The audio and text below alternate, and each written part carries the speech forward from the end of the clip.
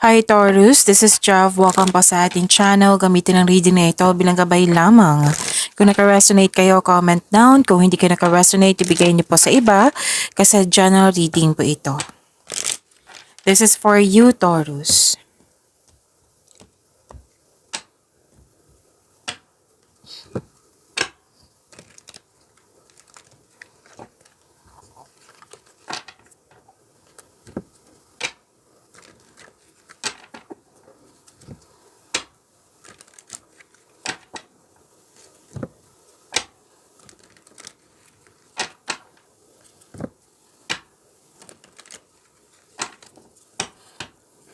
Para po ito sa iyo, Taurus.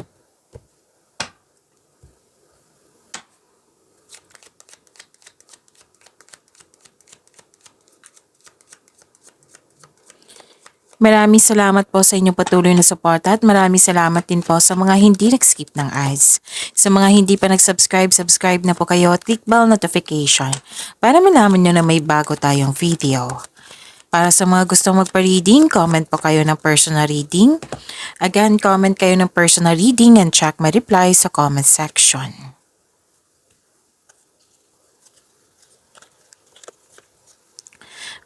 Mas lumawak yung ambisyon nyo sa buhay, Taurus. Mag-ingat lang po kayo kasi may nakita ko dito nagsinungaling. Pwede din kayo ito nag-white lies para sa ikakabuti ng lahat. Pero most likely may nagsinungaling sa inyo na nalaman nyo. Pwede din may tuso mandaraya or nakipag-rival sa iyo. Pwede din temptation po ito or may taong tuto sa iyo or di kaya ay concern to sa third party. Remember, this is channel reading. Kunin nyo lang po yung kung ano yung naka-resonate sa iyo. Nakita ko rin dito na may pagtitipon, bonding, meeting, reunion, special event, public event. At may recovery. Yes, may recovery ako nakikita dito. This is healing.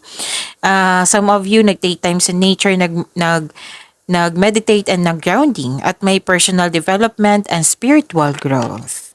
May grupo ng tao dito na very supportive sa iyo, Taurus.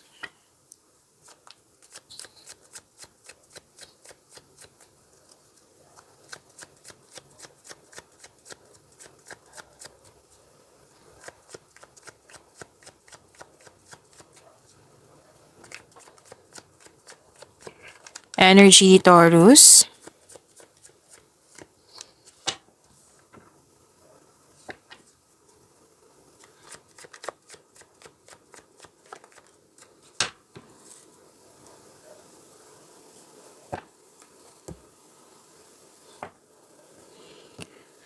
Paalala lang po, Taurus, kung may napansin kayo na repeating message, meaning to say pinupush ng cards niyan. Like for example, nanood kayo sa new weekly gabay kahapon at ngayon. At may napansin kayo na repeating message dito. At yun, kailangan yung bigyan ng atensyon, solusyon at aksyon kung maaari po. So, ano yung energy ni Taurus? Hard work, productivity. Naging productive kayo sa araw ni ito. Transition, maraming ginagawa. Oo, busy kayo. Most likely sa career and money to. So, may bagong kasanayan at kaalaman. This card reminds you kapag ginawa mo ang gusto mo, mamahalin mo ang ginagawa mo. Ang tagumpay sa kaperahan at seguridad ay produkto ng iyong pagsusumikap. At magaling kayong gumawa ng desisyon. Tapos, nasa iyo ng tagumpay. So, sabi ng card dito, keep up the great work. This is dedication, ha? Patuloy mo lang magsumikap. So, naging hard worker kayo dahil gusto nyo magkaroon ng security sa future nyo po.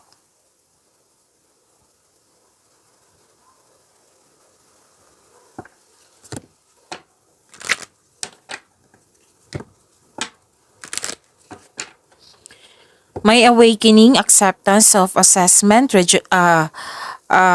atonement. Oo, may transformation dito ending with new beginning. You have the power, may confidence ka, may parating na paghahatol or may pagbubunyag at may magsusorry sa iyo.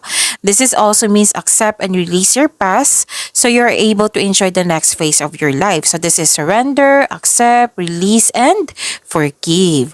At Accept your mistakes as well sa person na ito so you can successfully let the past go. So seek forgiveness in order to move forward. Hindi ibig sabihin nagkamali kayo noon, magkakamali kayo ngayon. So kailangan kayong mag-focus kayo sa pag-release sa nakaraan at mag-move forward kayo into a new and more successful period. Acknowledge for your success is coming. May parating po dito. May nakita rin akong growth dito. Oo.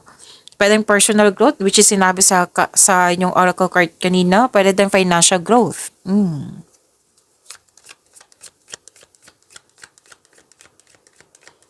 Spirits, guide, angels, archangels, guardian angels, message po para kay Taurus. Patience. Kailangan po daw ng mahabang pasensya. Sabi po ni Archangel Jophiel, your dreams are blooming more rapidly than you realize. Still, they need nurturing and patience.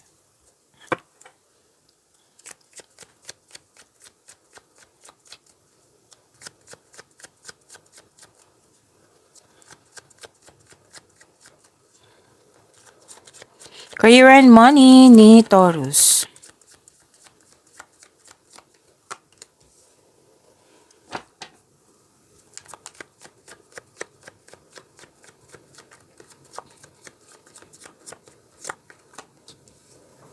So, huwag kayong matakot sa card na ito ha, kasi this is transformation. Walang mangyayaring masama. Iklaro ko lang po.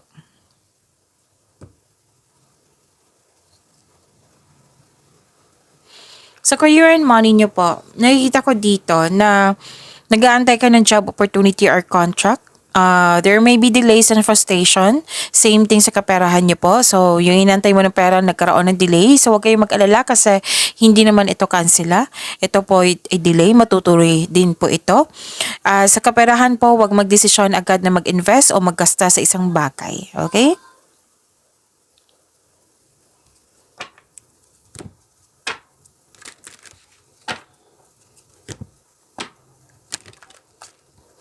Yung sabi ko sa inyo na transformation, may ganap na career change, paglilipat ng work or workplace.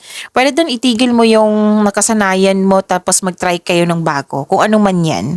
Pwede doon may end of contract, closure to miwalag. Sa kaperahan, this is a tough time pero huwag kayong mag-alala, money matters will improve. So hold tight, kapit lang po.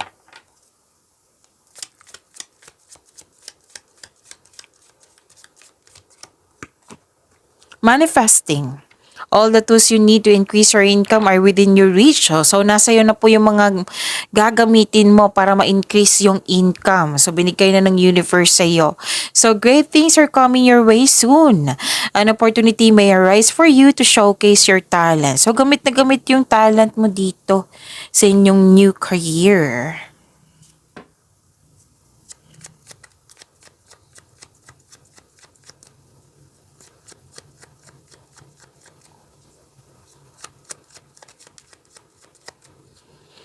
Love life, self-love, partnership, and romance ni Taurus.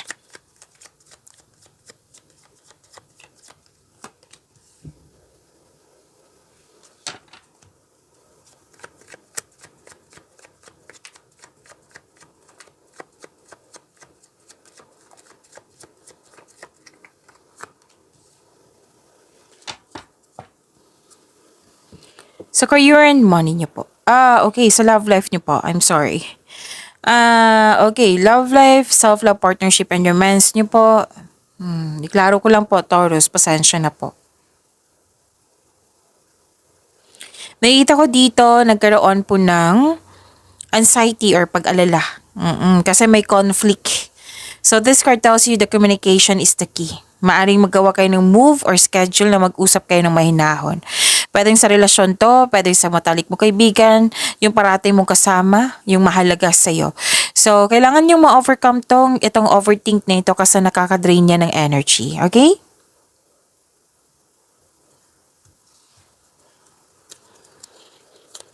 So, andito po yung overcoming obstacles. Para sa mga single, have a confidence at labas din kayo sa comfort zone mo. Upang sa kayo, you have a chance to meet new people. Para sa mga relasyon sa buhay, mag-asawa, mag-usap kayo. Dalawang card kasi nagsabi dito na mag-usap kayo at magpatawad. Okay? Freedom, there is nothing stopping you. The path is clear if you want it to be. Pagimanin niyo po yung blessings sa binigay sa inyo, Taurus. See you tomorrow. Maraming salamat po.